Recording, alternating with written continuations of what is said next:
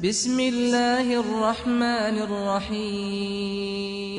سوال یہ ہے کہ افطار کے وقت جو دعا پڑھی جاتی ہے اللہم لک صمت وعلی رزقک افطرت، کیا یہ دعا ثابت ہے؟ اور دوسرا سوال اسی دعا کے تعلق سے ہے کہ یہ دعا افطار شروع کرتے وقت پڑھی جائے یا افطار کر لینے کے بعد؟ بعض حضرات یہ کہتے ہیں کہ یہ دعا افطار کر لینے کے بعد سنت ہے، کیونکہ افطرت کے معنی ہے میں نے افطار کیا، اس سے معلوم ہوتا ہے کہ یہ دعا افطار کے بعد کی ہے، اور وہ لوگ اس پر بہت زیادہ زور لگاتے ہیں۔ تو اس بارے میں درست بات کیا ہے؟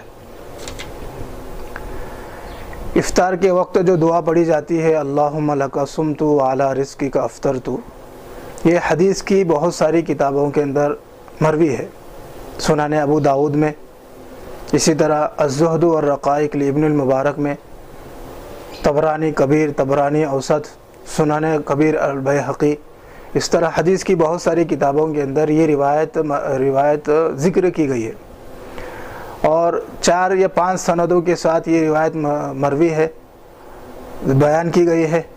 تو ان 4 اور 5 سندوں کی وجہ سے یہ حدیث اور یہ دعا اتنی طاقت حاصل کر لیتی ہیں کہ یہ حدیث ثابت ہو جاتی ہے اور یہ حدیث قابل قبول ہو جاتی ہے۔ اس لیے حضرات علماء کرام اور حضرات فقہاء اور محدثین فرماتے ہیں کہ افطار کرنے کے وقت یہ دعا مستحب ہے۔ چنانچہ حافظ ابن کثیر، حافظ ابن تیمیہ، ملا علی قاری، امام بیہقی فرماتے ہیں کہ یہ دعا افطار کے وقت پڑھنی چاہیے۔ معلوم یہ پڑا کہ اس دعا کا کچھ نہ کچھ ثبوت ہے، لہٰذا افطار کے وقت یہ دعا پڑھی جا سکتی ہے، اور یہ دعا پڑھنا افطار کے وقت مستحب ہے۔ اب رہ گئی بات یہ کہ یہ دعا افطار کے بعد پڑھی جائے یا افطار سے پہلے پڑھی جائے۔ دیکھیے، افطار کے وقت 2 دعائیں عام طور پر پڑھی جاتی ہیں۔ ایک وہ دعا جو سوال کے اندر مذکور ہے اللہم لک صمت وعلی رزقک افطرت، اور دوسری دعا ہے ذہب الظمأ وابتلت العروق وثبت الاجر انشاءاللہ۔ یہ جو دوسری دعا ہے یہ یقیناً افطار کے بعد کی دعا ہے، لہٰذا یہ دعا ذہب الظمأ والی یہ افطار کے بعد ہی پڑھی جانی چاہیے۔ البتہ پہلی جو دعا ہے اللہم لک صمت وعلی رزقک افطرت، اس دعا کے تعلق سے احادیث میں مروی نہیں ہے کہ یہ دعا کب پڑھی جائے، لہٰذا اگر کوئی آدمی افطار کے وقت بھی پڑھ لے تو بھی درست ہے، کوئی آدمی اگر افطار کے بعد پڑھ لے تو بھی درست ہے۔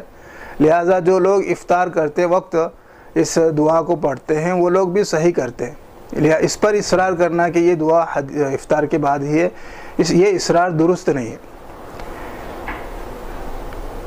یہ دعا افطار کے وقت پڑھی جانی چاہیے، اس کی ایک وجہ تو یہ ہے کہ حضرات محدثین نے اس دعا کے اوپر عنوان لگایا ہے الدعاء عند الافطار، کہ یہ دعا افطار کے وقت پڑھی جاتی ہے، اور افطار کے وقت مطلب پہلے بھی ہو سکتا ہے بعد میں بھی ہو سکتا ہے، لہٰذا یہ دعا جو ہے دعا افطار سے پہلے بھی پڑھی جا سکتی ہے۔ اور دوسری جو وجہ سوال کے اندر بیان کی گئی ہے کہ افطرتو کے معنی ہے میں نے افطار کیا، اس سے یہ بات معلوم ہوتی ہے کہ یہ دعا افطار کے بعد کی ہے۔ تو دراصل عربی نہ جاننے کی وجہ سے یہ سوال پیدا ہوا ہے۔ دنیا کے اندر بہت ساری زبانیں ہیں، لیکن ان تمام زبانوں کے اندر عربی زبان جتنی وسیع ہے اور جتنی جو ہے پھیلی ہوئی ہے اتنی کوئی اور زبان پھیلی نہیں ہے، لہٰذا عربی کے ایک جملے میں اور عربی کے ایک لفظ میں کئی معنی نکلتے ہیں، اور ان کئی معنیوں کو اردو میں اگر ہم بولنے جائیں تو اس کے لیے الگ الگ جملے نکل سکتے۔ مثال کے طور پر اگر میں یوں کہوں کہ میں داخل ہوا، یہ ایک جملہ ہے۔ دوسرا جملہ ہے میں داخل ہونے لگا، یعنی داخل ہونے کی میں نے شروعات کی۔ تیسرا جملہ ہے میں نے داخل ہونے کا ارادہ کیا۔ دیکھیے یہ 3 جملے ہیں، اور یہ 3 جملے الگ الگ معنی کی طرف اشارہ کر رہے ہیں، لیکن اگر عربی میں آپ اس کو بولیں گے تو ایک ہی لفظ کے اندر یہ تینوں معنی آ سکتے ہیں، اور ایک ہی لفظ کے اندر تینوں معنی لے سکتے ہیں۔ چنانچہ اگر میں دخلتو کہوں عربی کے اندر، دخلتو کا معنی میں داخل ہوا بھی آتا ہے، میں داخل ہونے لگا بھی آتا ہے، اور میں نے داخل ہونے کا ارادہ کیا یہ بھی آتا ہے۔ قرآن پاک میں اللہ تبارک و تعالیٰ نے ارشاد فرمایا ہے وَإِذَا دَخَلْتُمْ بُيُوتًا فَسَلِّمُوا عَلَىٰ أَهْلِهَا، کہ جب تم کسی گھر میں داخل ہونے لگو تو گھر والوں کے اوپر سلام کرو۔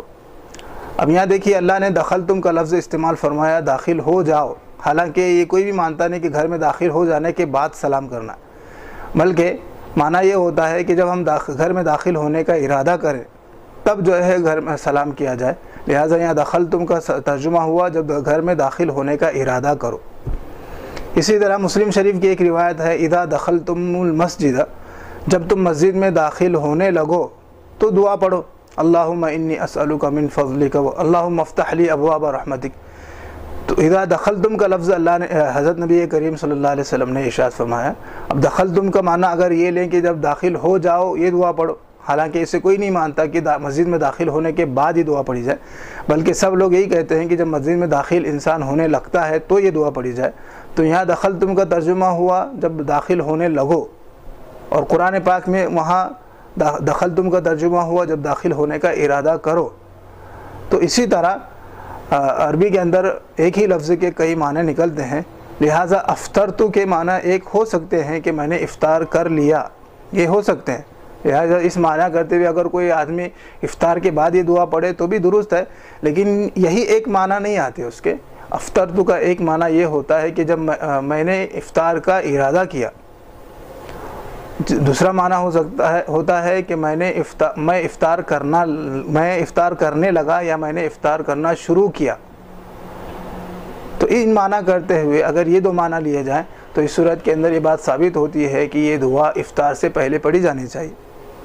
تو بہرحال عربی کے الفاظ کے اندر بہت سارے معنی نکلتے ہیں، ایک ہی معنی کے اوپر اصرار کرنا اور یہ ضد کرنا کہ نہیں یہ ایک ہی معنی نکل سکتے ہیں، اور اس معنی کرتے ہوئے افطرتو کے صرف ایک ہی معنی ہے میں نے افطار کیا، اس معنی اگر افطار کی دعا جو ہے افطار کے بعد ہی پڑھی جانی چاہیے، یہ ضد اور یہ جو ہے زور لگانا بالکل درست نہیں ہے۔